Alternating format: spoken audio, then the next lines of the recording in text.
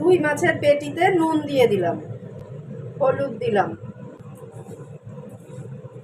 পেটিগুলো ভেজে নিচ্ছি।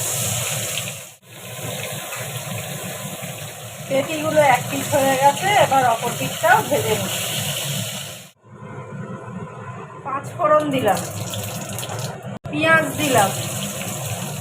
পেঁয়াজটা একটু বেশি দিতে হবে।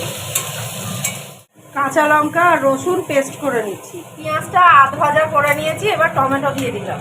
কাঁচা লঙ্কা আর রসুনটা দিয়ে দিলাম।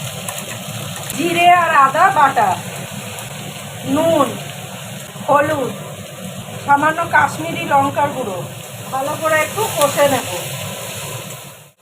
কষে নিয়েছি, এবার জল দিয়ে দেবো। আর জল দেবো না, এটা শুকনো শুকনো হবে। ভাজা পেটিগুলো একটা একটা করে এতে বসিয়ে দেবো। তৈরি করে নিলাম পেঁয়াজ পেটি।